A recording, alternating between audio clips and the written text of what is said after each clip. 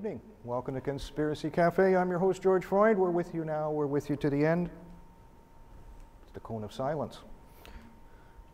And we always hope the end will be a long, long time away, even though our good friend here, Kim Jong-un, you got him?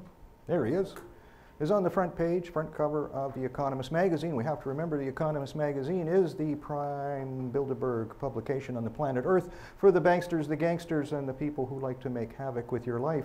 And they show the master pushing that red button right on cue. And what is the cue? Of course, it'll be the financial collapse that they've orchestrated. Like good thieves, sports people, whatever you have in sports, the give and go. You fake, you deke, you get around people. They do the same thing.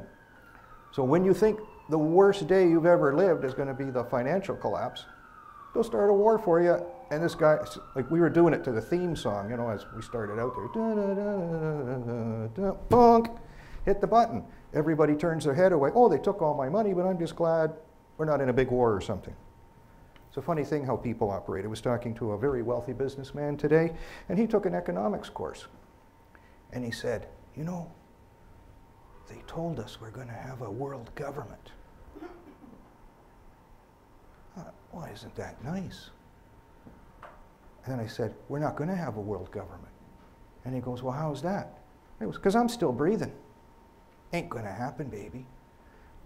Not a hope. You see, and they didn't ask you if you wanted a world government. So I don't know if he noticed that little, tiny little thing there. You know, they didn't ask you. They just told you, you're going to have a world government. Oh, thanks. But we've done that before, right? Remember Genghis Khan, Attila the Hun, Alexander, the various Caesars of Rome, Napoleon, he tried to have a world government, Chairman Mao. But he says, you know, don't you understand? We're just trying to share the wealth of the planet Earth. I go, I remember that. They started that trick in 1917. Sharesies. Then they shot everybody and took all your money. Why would you fall for it again? My grandfather had to fight that crap when the Hitler guy wanted to do that. Remember they used to have a joke in World War II, like it was like that, just in case we lose. But what if they win with that crap? We fought over these world governments. Why would we give total power and control to corrupt despot dictators? We'd have to be insane. Well, we are insane, because we got Kimmy Boy to push the button. And that's the big thing. Of course, mainstream media will not tell you this, but I have my own spies. And unfortunately, my spies from other sources have confirmed what my other spies said. The Canadian Army is already deployed and in South Korea, ready for action.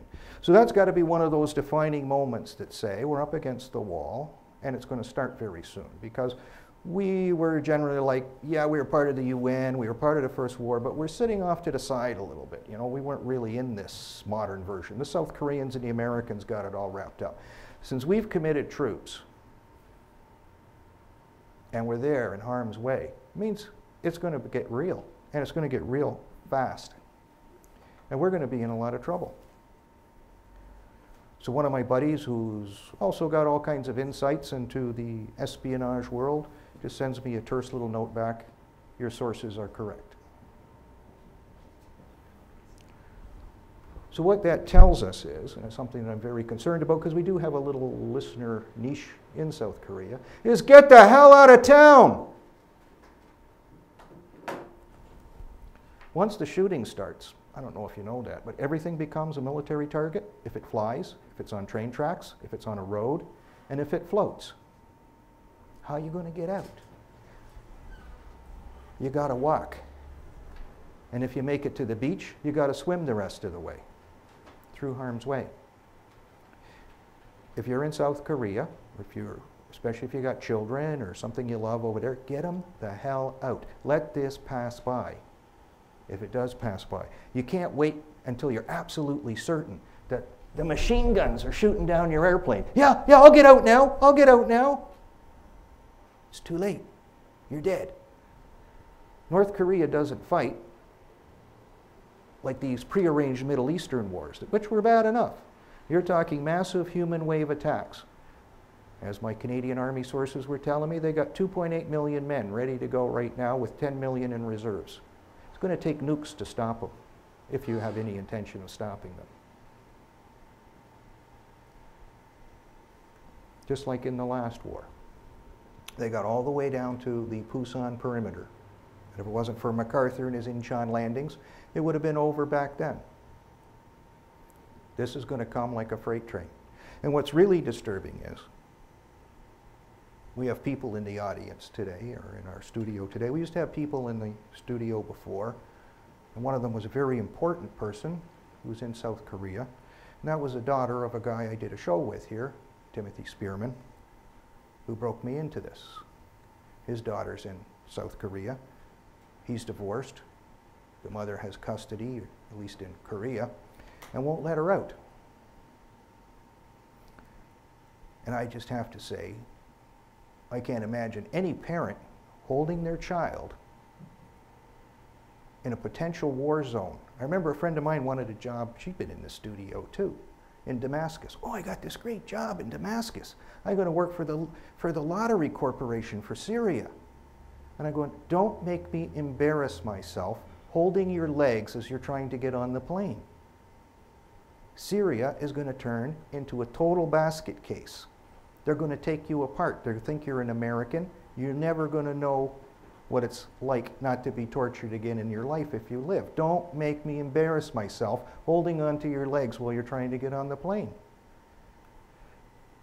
There's your world that you want it to be, and there's realities, and some of them are dark realities. And it's just like, you know, I want to cross the street. I see the bus coming down the road at Mach 5. But I want to get across to get an ice cream. Is it worth getting run over for? You look both ways. Oh, there's a bus coming. Maybe I'll just wait a second. And maybe one mother in South Korea should be sending her kid, who's a Canadian citizen anyway, get her the hell out. This isn't a husband-wife pissing contest anymore. To tell you the truth, if I could pack up 50, 60, or 100 other kids and drag them out of there, you have no idea, even in a mild total war with North and South Korea, you're going to be looking at hundreds of thousands of non-combatant fatalities, never mind casualties. A buddy of mine was in the First Korean War. He was on one of those massive battles that just go down in history. 4 companies, 250 men in each company, 1,000 guys holding the line when the Chinese invaded. The Americans dropped their rifles and ran away. And then after a while they realized, hey, you know, nobody's following us anymore. 4 hills, 1 company on each hill, bodies piled up to the sandbag tops. Non-stop, shooting, grenades, close action stuff. And they just never stopped. They just kept coming over the dead bodies, piling over top into the bayonets. When the Belgians and the Canadians took about 50% casualties, they started to make a tactful withdrawal, supporting each other into one big unit to get away. You just got to cut the seat out of your pants so you can shit and shoot at the same time. That's how bad it's going to get. Millions of them. And that's without the Chinese getting involved. The Chinese have closed the border to North Korea and they're doing live fire exercises. So is that a feint? Or are they going to go in and clean out North Korea? It's hard to say. They're expecting to do another nuclear test. So they say, if they've even done one the first time. My big problem with these nuclear tests are they didn't have any radiation detected at the radiation detector points all around the area. Big problem. So did they fake it? The first big explosion they had in North Korea was when a train derailed and blew a hole in the ground big enough to drop this building into with dynamite. Tons and tons and tons and tons and tons of it, which was probably something they were going to put underground, make it look like we had a nuclear explosion for whatever reason. Senator Lindsey Graham in the United States is saying they're expecting a major war if North Korea does this. And then one of these other brainstormers, George Stephanopoulos, says, I think we've got to be ready to go. I think we've got to be ready to go. 13 million men are going to invade South Korea. I think we got to be ready to go. I'm glad he's not in charge. So they say he's just as crazy as the Ayatollahs in Iran. And that's a little bit of a warning, because the Iranians haven't started a war in a long time. Usually everybody attacks them. Propaganda just says nasty things about them. This gives you some idea of, you know, what you're dealing with. Their various types of missiles. The Scud makes a little circle here around the Korean Peninsula. Then they've got their next missile, which goes out a little further, and one that can, you know, touch Alaska and the tip of Australia, and then one bigger one that can take out a good part of the United States, a whole lot of Canada, unfortunately, and a whole lot of Australia. So that just gives you some ideas. If they can put a warhead in a missile, that they can be causing a whole lot of geopolitical turmoil. So if you live under that green cloud somewhere, you could know the wrath of a madman. I don't think they really have anything good enough yet that can go intercontinental. But see, the problem is that they use one of their lesser missiles, or even just a giant landmine that's nuclear, with whatever explosive they may have. They could damage some foreign territory that's pretty close to a country called either China or Russia, and get the major powers involved in this thing. North Korea is like the little boy who cried wolf. But one time the wolf came, and he might be coming this time. A lot of North Koreans, or pardon me, South Koreans are just attuned to listening to the rhetoric and the propaganda. But part of this is getting very, very different than it's ever been before. And that's something that has to really, really shiver your timbers, like this. The moving van in front of the North Korean embassy in London, England. We're getting out of Dodge. See, they're smart enough to get out of town. Police are closing the roads. All the little boxes are getting carried out. We're going back home. Please don't park here while we're taking away all our stuff. And soon our embassy will be empty, and we won't be there anymore. There's the Queen getting presented credentials from the North Korean ambassador, who's going to be in Pyongyang if he isn't there already. So that's got to send a major warning sign out. They're not fooling around. The Chinese government even told the North Koreans and insisted that you still must protect our embassy in Pyongyang, because they've said that they'll not protect embassies after Wednesday, and you're on your own. The Western embassies have not cleared out to any degree.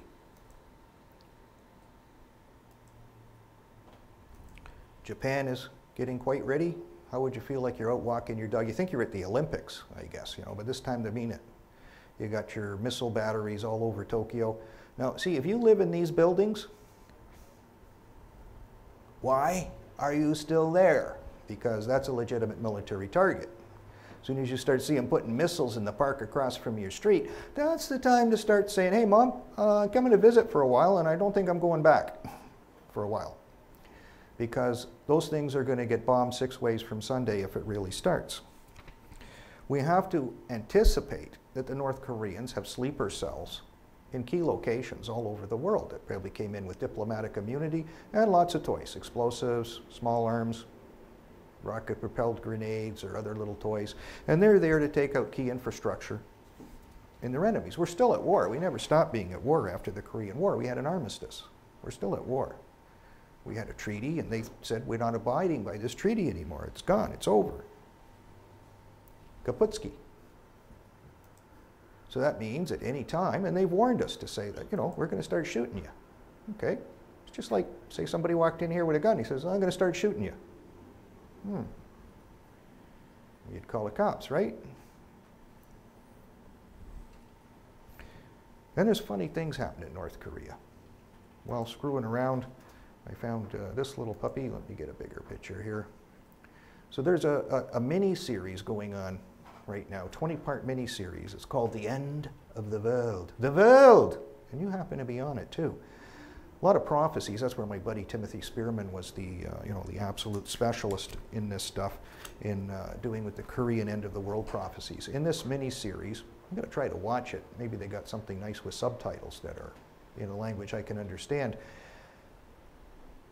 This series started in March, so it's quite new. But it's all about a germ, a bug, that gets out, that wipes out the Korean race. And of course, we know that China is experiencing some problems with what they say is a bird flu. And then one of the other little funny anecdotes is some Canadian scientists who were charged with smuggling highly contagious diseases to China. So these two guys, Klaus Nielsen and Wei Ling Yu, were researchers at the Canadian Food Inspection Agency. So I always wonder, like, if it's a food inspection agency, I don't recall eating too many highly contagious diseases. But these pathogens are just fundamental in being used in laboratories to create deadly viruses. And we did this to the Chinese in the First Korean War. That's where SARS came from. If you ever read a book on the biological warfare contingent of the Korean War, that's what happened. See, they had this, and I'm glad I didn't read that book right away, because it would have gone down the memory hole. But after SARS, I read the book, and then I'm going, they had this thing called ARS, Acute Respiratory Syndrome. Well, I'm stupid. And then in the newspaper it says Severe Acute Respiratory Syndrome. Look what we've done in the succeeding 40 some odd years. We made it better. No wonder they were crap in their drawers. The Chinese sealed off large portions of their border. We just did that too. Yes, yes. We could be getting very, very hot over there in more ways than one. Not just hot with the thermonuclear button that Mr. Un wants to push, most likely at the behest of people we would never suspect. Because there's that old Roman adage that I always love, qui bono, who benefits? And that tells you who did it. It's quick, painless. Who would most likely benefit from something? And once we find that, it's very easy. Who would benefit? Well, one of the top beneficials would be the United States. And here's our lone Korean guard here at the border. He's going to hold back the hoary waves of the 13 million invaders. He's got that little baton just, hey, you guys, turn right into the ocean. We're doing a reverse Incheon. Everybody's going to listen to him. But that leaves us in a very sticky wicket. This war will be so brutal if it comes apart. But like we say, qui bono, who benefits? Well, the short stick is the people who are saying most about fear Korea, the United States. See, after the Fukushima disaster, the American automotive industry was kind of in tough times. Then there was a shortage of Toyotas and Nissans for some strange reason. Well, one of the other biggest competitors to the American automotive industry would be, what, Kia and Hyundai? If we cut their production 110%, that would be a real big boon for Detroit. We could probably build a new building or two. Qui bono, who benefits? Economically, they could benefit very, very well. Because there's allegations that years ago, whatever nuclear research materials the North Koreans have were provided by Dick Cheney and company. That's mighty nice of them. So we can see they set the stage. So they say, it's not a matter of whether we will have war or not, but whether it will take place today or tomorrow, as far as the North Koreans are concerned. That's what one of their soldiers was quoted as saying. One of the other big factors for America, for the world, for the banksters, is this: if they do have this war, they can hide over this economic collapse crap, which could happen any day. Days are picked. I didn't have a time to print this puppy off, but, oh no, that's the wrong one here. But April the 25th is supposed to be a top day for the economy to come unglued. It's also a day that's picked by my buddy Timmy, for the surprise attack that North Korea may launch. It's the anniversary date of the formation of the beginnings of the Korean Army. At that time, there wasn't a North and South Korea, it was just Korea. But on that day, they organized to fight the Japanese, who invaded in 1932. And why would they do that? Oh yeah, there was an economic collapse. Right. So instead of looking at your bank accounts and going, man, I wish I had some food to eat, the soup line's pretty long. The Japanese army goes apeshit and invades all kinds of places like Manchuria, Korea, and wherever else, and lays waste to large segments of the planet Earth. There's all sorts of turmoil through Europe. And it's happy, happy, and nobody really thinks about who's really pulling the strings. It's like, if you want to end war, I've said this before many, many times, invade the island of Corfu. Some of you will have to look it up on a map. It's in the Mediterranean. And there's a family that lives there called the Rothschilds. You want to end war? A couple hundred guys, it's over. You never have a war again. Very, very simple. So as we talked about our buddy Dick Cheney, the report cards are in on him. They had a study on who profited from these last wars, the top 10 contractors for the wars in the Middle East. And what do you know? Halliburton came in first. They made $39.5 billion on killing everybody else. And a lot of this money comes from privatization, because they privatized a lot of roles that the military would do for free and let private companies have no bid contracts. But that's okay. See, that comes from you, the taxpayer. $138 billion of US taxpayer money paid for these contracts.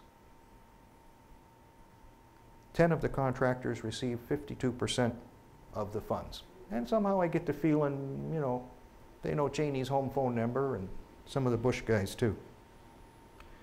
But the number one recipient, Houston base, KBR Incorporated,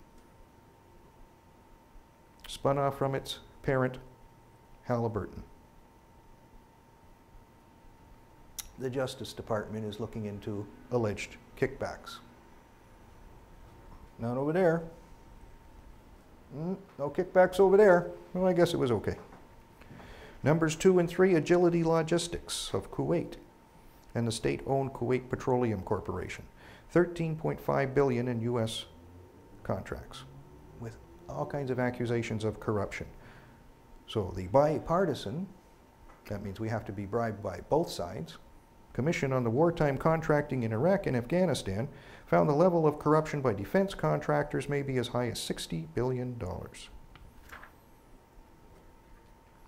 Then there's something called the Cost of War Project being put out by the Watson Institute for International Studies at Brown University. Said the Iraq war cost $1.7 trillion. Don't you feel good about that? See, it's all for freedom and democracy. You lose all your freedom and democracy because they passed all kinds of laws to take it away from you. And you pay for it. Isn't that nice? And then there's what we talk about, this economics collapse thing. So, you know, I probably find, you don't find this in the Globe and Mail or, you know, the National Socialist Post or the Toronto Star, but I like this little guy up here, Tyler Durden. He does quite a nice economic blog. These are the Japanese bond yields. You see like those big, big arrows that just kind of show like you're going off a cliff or something like that. And there's a reason for that. You're going off a cliff because the interest rates are so low. Japan even had a negative interest rate for a while that you can pretty much say you're screwed. So a lot of money's coming out of the bond market going into the stock market, and then you see some of these artificial bubbles in the stock market and you just say, oh, well, you know, it's okay. I like this one, jump risk. That one's going up. So we can see that we've been set up for the kill.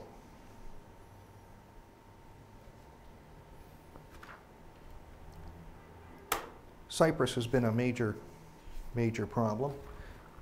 And I like competing news services. Not so much that they're American or everything. Every once in a while you got to go to Russia and read their news.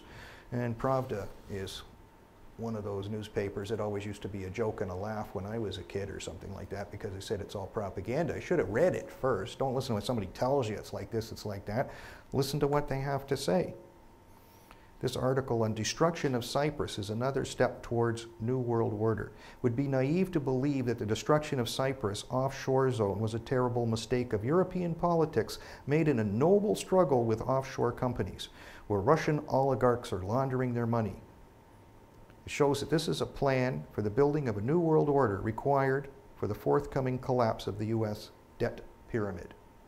Nobody's going to tell you that on our side of the pond, even with the translation. The U.S. economy defines the state of the world economy. Only 20% of the gross domestic product is created in the real sector. The remaining 80% is a financial speculation based on the current neoliberal model of development. The U.S. debt for years has been growing at a rate of 10% a year, the GDP 2%. Let's see now, we do the math, there's a race. One guy gets 10% every year, the other guy gets 2% every year. Well, that's kind of like the wages between management and employees. You know, the boss gets a 10% wage, you get a 2% raise until they cut your wages, and he gets 20. Even all newly created assets in the world, which are 4% of the global gross domestic product per year, are unable to repay it. So there isn't a debt ceiling exactly, because you might imply a ceiling is made out of like plaster. It's like a block of cement. Those on Wall Street are very well aware of this. The debt pyramid will collapse, or rather will be collapsed. All possible assets in the offshore must be collected. And then we had a couple of articles come out where they found all these offshore bank accounts, right? That was they didn't tell you who they belonged to, a couple of people. Oh, you pissed me off. I'm telling them about your offshore account, you dirty bugger. But where's all like our politicians, you know? The right honorable so-and-so and the honorable so-and-so, and you know, they know who they are. But it says here that they have to collect those accounts. So now it's just part of the step process to say, well, first we'll identify that we found them, and then someone will turn on the light bulb in his head and go, no, it's not a Ford, I've got an idea. We'll collect all those accounts. So they're even going to steal the money from the crooks who stole your money and put it offshore. Organized crime is so much fun. It's the ultimate shell game. Offshore is created precisely to lure capital with low or even zero tax on income from investments with minimal oversight. So that when you say lure, it's like bait, we're luring you in.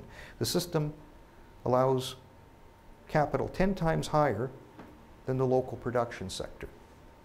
So that means like most of these little islands, they don't have a production sector. And that sets a great imbalance.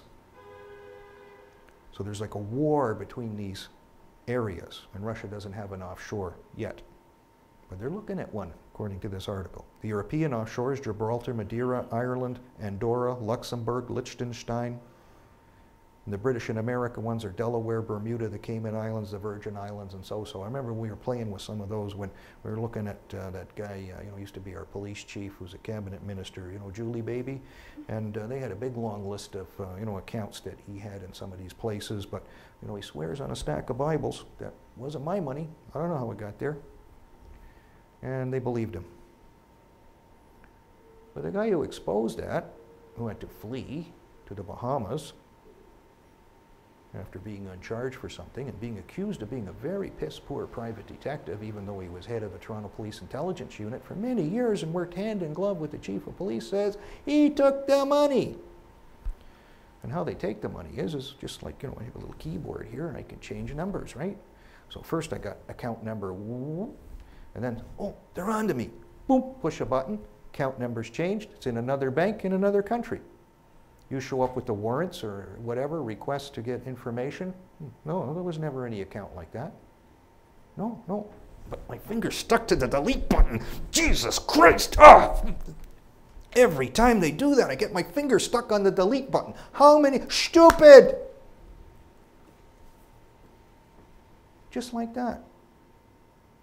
The police were doing high-level intelligence operations by setting up phony banks to lure in drug dealers to get their money to come in so they could track down drug dealers. So they say, and then you're going like, you know, hey Julie, you know, what do you think? We give it a try? Like we're a bank, but we're not a bank, right? We get it in the system and we can move it around. And you don't have to carry it in your lunch pail. That could work. And that's why Julie can never be a high-level cabinet minister again, because we keep putting this pie in his face. It's too bad Larry Curley and Mo aren't around. They did it a whole lot better.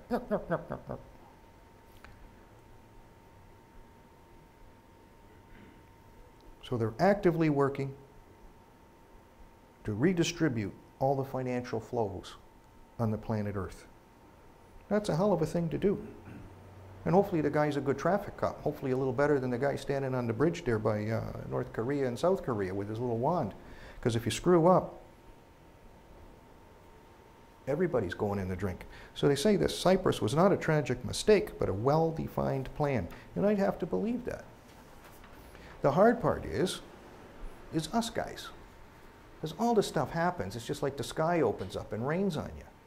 There's not a whole lot we can do. We can put up an umbrella, but when the shit's falling from that high, like, man, it still stinks, even if I'm not getting wet. So of course they have all the same old answers. We need a more centralized Europe, in case we lose. As the Eurozone was not enough of a political union. You have to go farther, deeper. Hjalmar Schacht, Hitler's banker, said it a long time ago. Use bank loans, not bombs, stupid.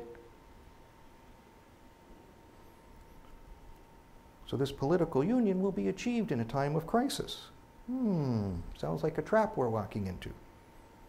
Formation of a rigid, centralized economy. Well, that sounds like a dictatorship no matter how you slice the pie. With the use of force being the financial turmoil.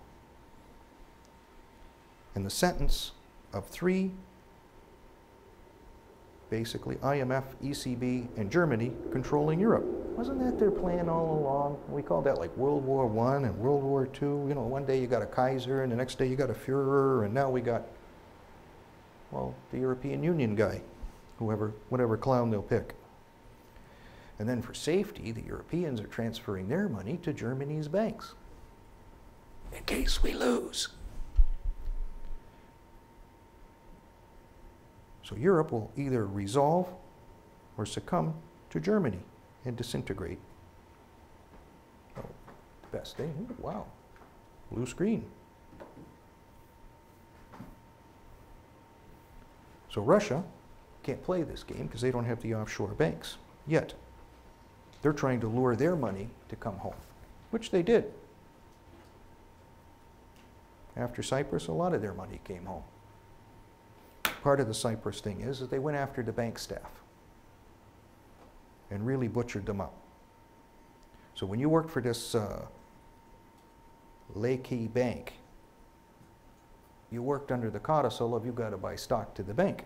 And if you didn't, they hauled you in the rubber room, you know, and just said, you know, we pay your salary. And it doesn't look good on your resume if you don't own any stock. So we highly recommend that, you know, you buy a lot of stock. That's like when, you know, you go in to see Al Capone in Chicago or something like that. You know, I'm going to come over with a couple of my boys and, you know, you better do this or you better do that. So you do, because you're a team player. But unbeknownst to you, when your bank was sold and another big bank took it over, things changed behind the scenes. So while you're getting called into the office to say, be a good Joe, buy stock, the directors who are asking those questions and telling you what to do are dumping theirs because they know what's coming. Some of these directors actually borrowed, unsecured, 400 million, can't remember if it was euros or dollars, but a shitload of money.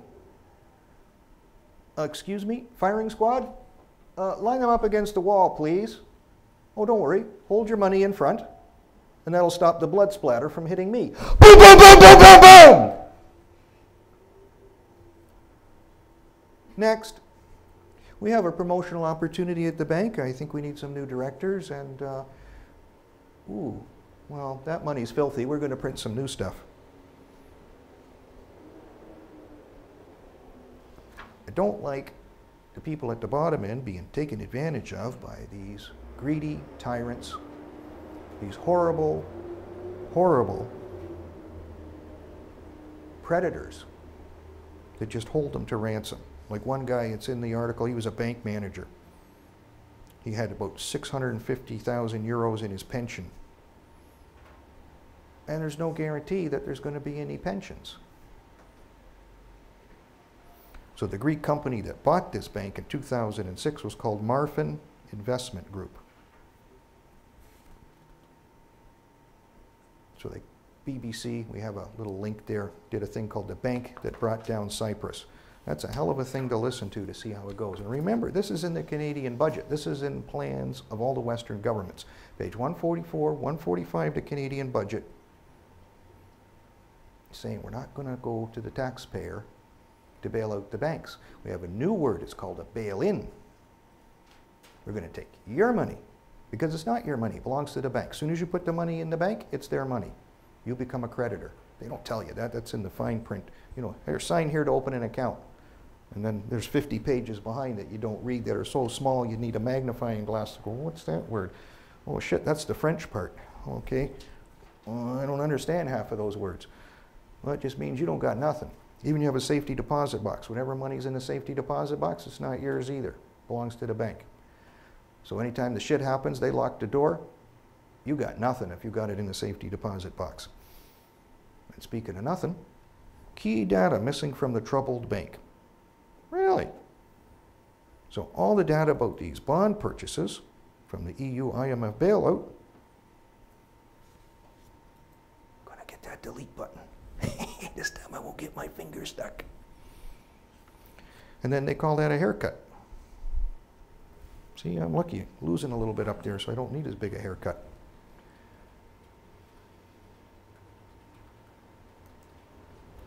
But it's all part of the change.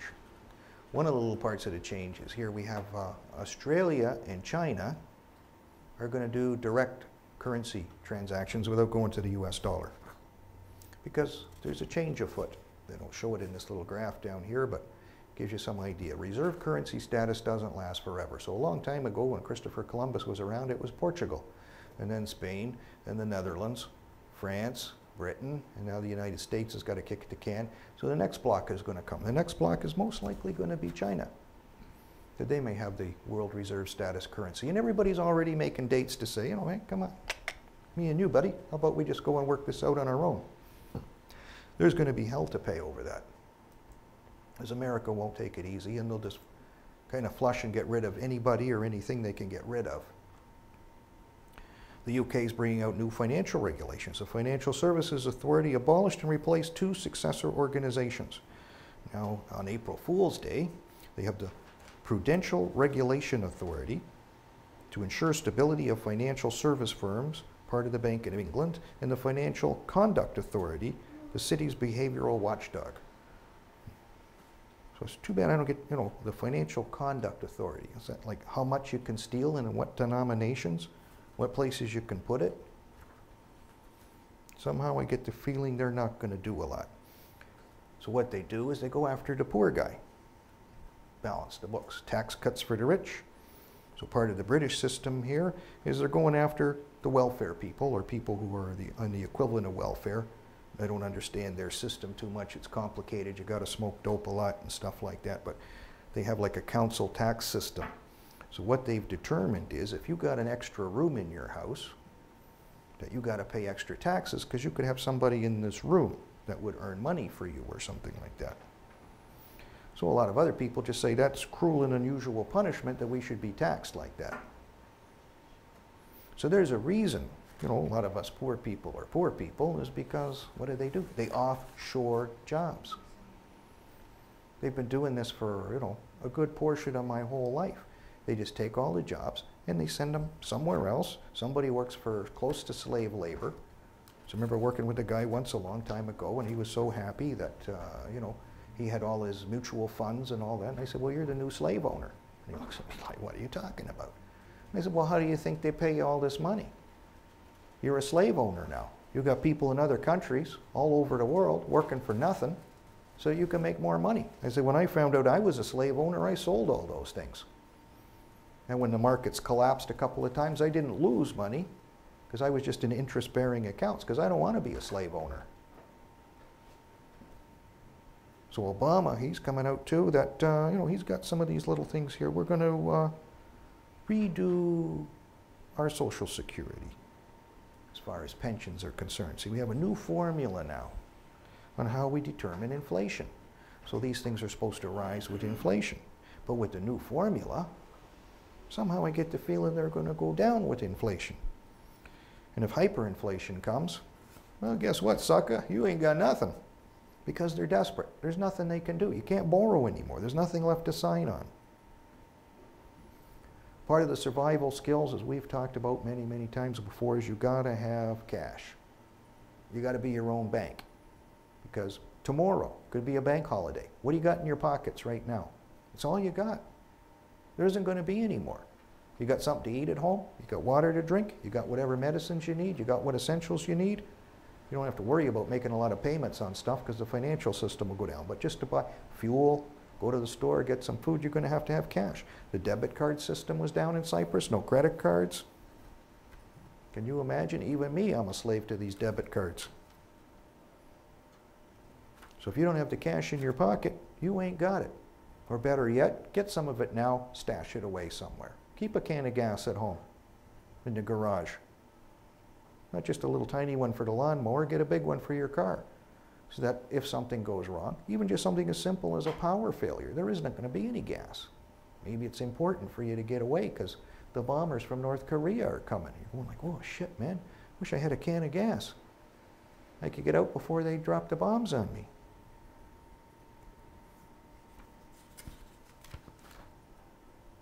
It's just part of the thinking. Joyce Riley said on the Power Hour, a news story that I didn't look up, but it was from a bank called Unicredit in Italy, and their CIA, or CIA, well, it probably is, CEO saying, this is the way we do it now. We just take your bank accounts.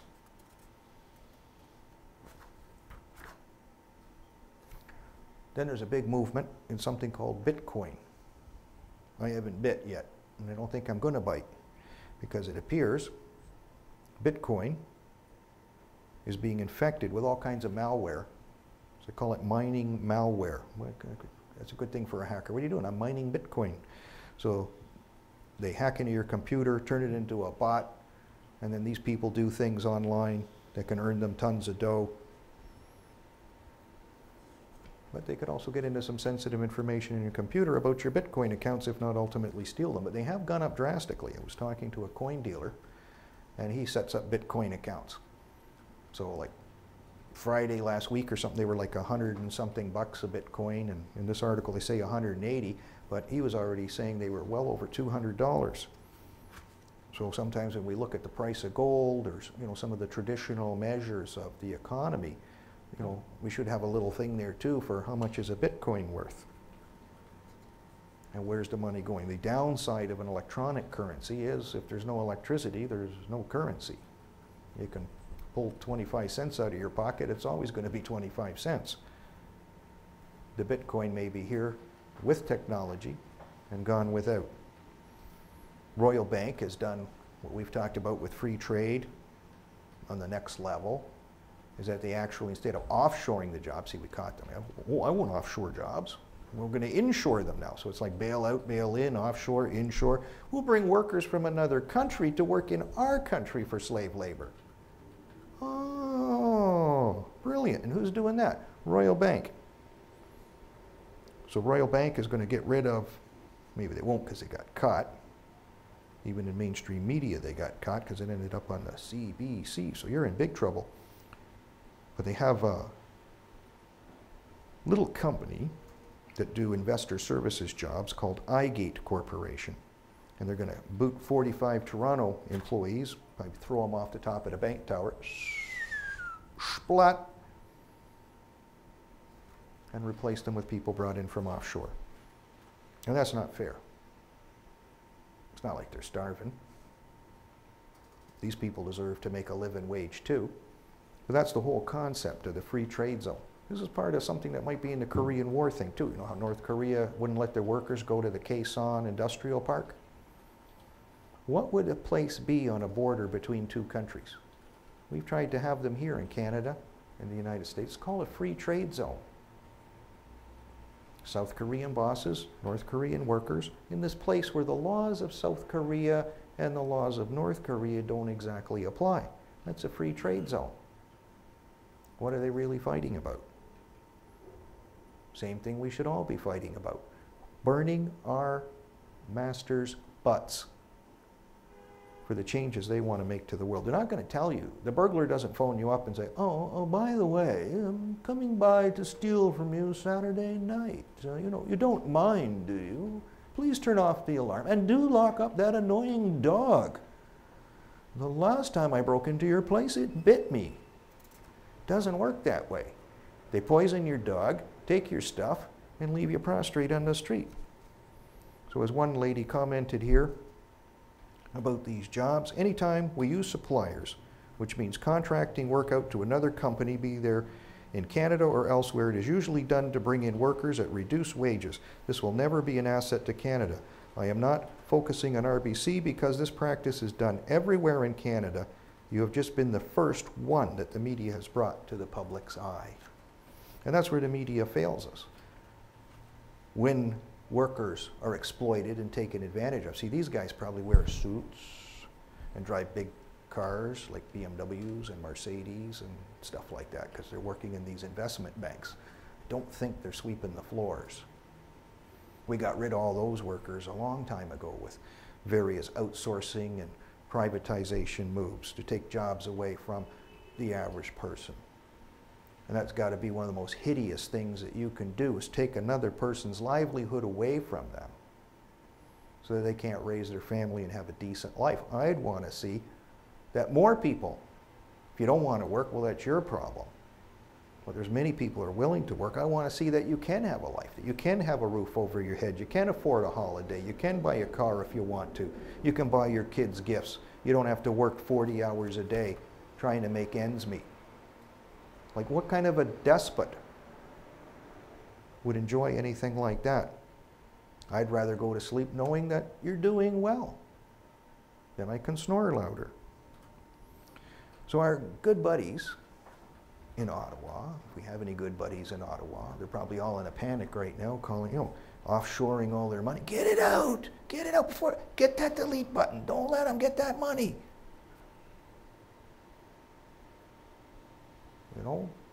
You go to one of these equipment rental stores. What do you mean I can't get a backhoe? Well, no, every cabinet minister in Canada's got an order for a backhoe this weekend. Oh, but I got to put in a ditch. No. You got to bury your vault, buddy. Then you get the backhoe, and we get 10%. So after 4 years of negotiations, we're getting CETA. And they should just put the H in there and call it cheetah, because that's what you're getting, cheated. The Comprehensive Economic and Trade Agreement. To make you think the North American Union's bad? The Transatlantic Union. Ooh, wow. Maybe we get that French chick, Christine Lagarde, to come here and teach us all about fashion and big rings and stuff like that. Well, she takes our money. So this is going to be like one of those NAFTAs on steroids. And this new trade body will become the de facto regulatory regime for the entire planet, in case we lose.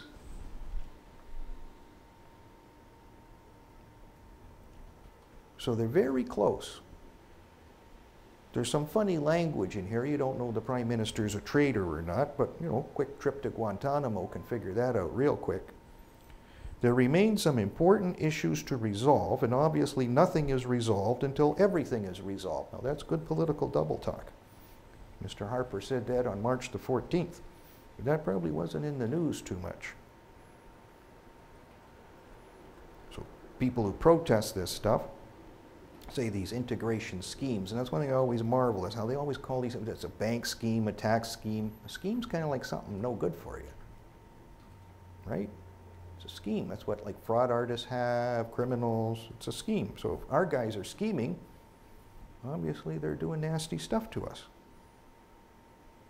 So they're going to burden us with all these regulations, and then Brussels, some people said the Antichrist was going to take over here. Well, you might as well have the whole planet, right? Somebody wrote that down once. So they're making considerable progress on this. even though they've missed a couple of deadlines and such like that. So it's all done in secret. Members of Parliament don't even know they're doing this. They can't ask any questions. And that almost made me want to scream about something else, and you know, in case we lose. But you know, there's some nasty stuff. Was in the Toronto Star today. So they're putting this pipeline through Toronto. They want to. Enbridge wants to go. I like Enbridge. They're, you know, that's why I wrote this Facebook page called Enbridge Sucks. But if you want to complain, you got to go to this regulatory board just to write them a letter, to ask for permission to write them a letter. And then, you know, okay, haven't had my coffee yet, and maybe there's too big a hole in my donut, but I got to ask for permission from some regulatory board to write these assholes at the regulatory board? Up against the wall, firing squad! I don't think so. So there's a group called Stop CETA, which is really cheetah, and get away from these free trade agreements, because ultimately that's what they want to do, is just make a global corporate Borg to rule all us slaves. And our governments will be nothing more than what they used to call the capo in the concentration camps. Those were people who were traitors to their race, who said, well, if you give me an extra bowl of rice, I'll help you kill my own people. Well, okay, how many extra grains of rice do you want? So that's what our leaders are, the capo. Because on the Pacific side, the Transatlantic Union is the Trans-Pacific Partnership. So that doesn't mean like the Prime Minister goes out wearing ladies' clothes. No, it means they're making a free trade agreement for all the Pacific nations. And we volunteered to get into that one. So did Obama the last time they had one of those Amigo summits. Everybody volunteered. You can have my country. Take all our jobs. I got 20 million slaves over here you can have. What am I bid? Here's a list of my offshore accounts before I push the delete button. You can put the money in there. And we let them do it to us every day. What are you having kids for? So they can be new slaves to the New World Order? I don't think so. Maybe that's why there's some guy in North Korea with his finger near the button. If there really is a button. Maybe he doesn't want to be part of this Trans-Pacific Partnership. Because usually when, you know, they're telling you those nice buzzwords, it's, oh, it's partnership. Oh, yes, it's just, yeah, you just give us everything you have and we're partners. Okay, push him off the boat. Hey, anybody see my partner? Oh, well, I'll just keep all his stuff. Julian Assange is opening a WikiLeaks party in Australia. He wants to run to become an Australian senator in September of 2013. So if you're down under, I guess it couldn't hurt to have a, you know, another guy that maybe isn't totally under the control of the New World Order and pisses them off from time to time. We did a little bit of talk about our MK Ultra world. Other people talk about stuff like that too. One of them was quite outspoken, and I guess she'll never, even though she's very popular and a household name in many respects, Roseanne Barr. Never thought I'd actually be looking at some of our TV characters and saying, you know, hey, you're really pulling the plug here. Talking about MK Ultra mind control rules Hollywood. She has her own blog and says that basically the whole entertainment industry is taken over by these people. And they rule the roost.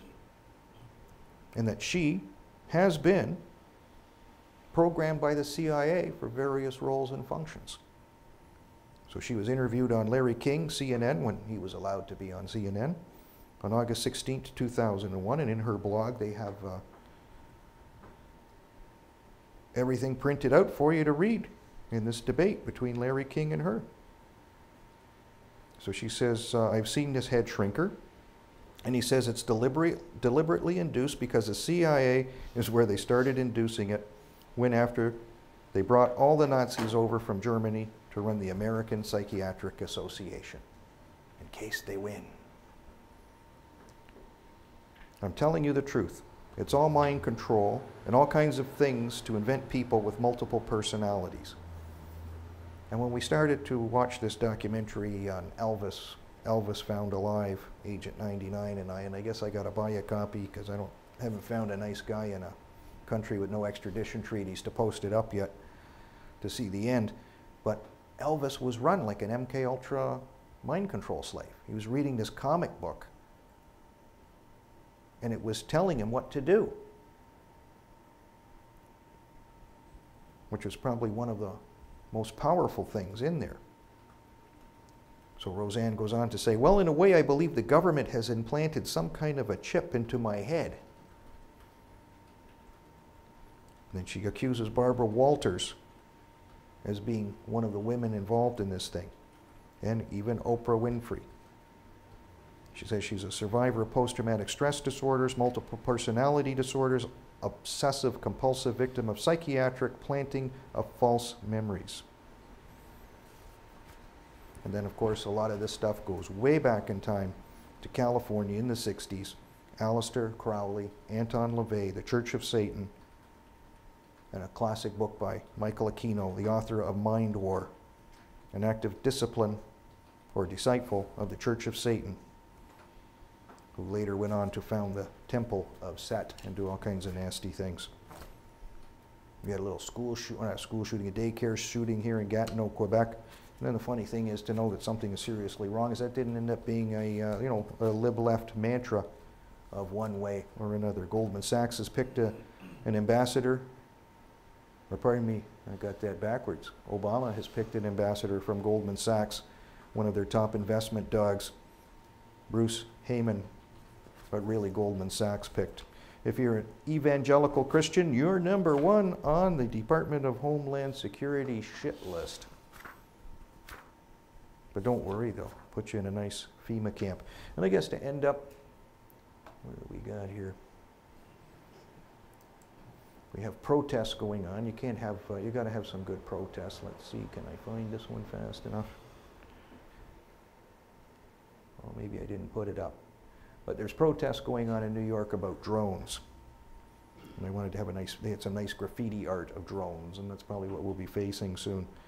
These are going on all through the vicinities of New York State, New York City, the Stop Drone and Surveillance warfare, because that's coming soon to a neighborhood near you. And maybe our good buddy, Kim Jong-un, is going to push the magic button, and he'll be coming to a neighborhood near you, which is something we desperately do not need. What you need to do, the only way you can thrive and survive, is to change that channel. Roseanne said it very, very clearly. It's MK Ultra mind control. You can free yourself. You don't even need to pick up the gun for the firing squad. You just have to change the channel. And they fall off the planet Earth forever. And there's nothing they can do about it except be like one of those cartoon characters and say, foiled again. Foiled them. Come to Conspiracy Cafe, come to that channel, come to Toronto. Same that time, same that channel next week, Thursday. Kick their asses a little more. Thanks for coming out. Good night.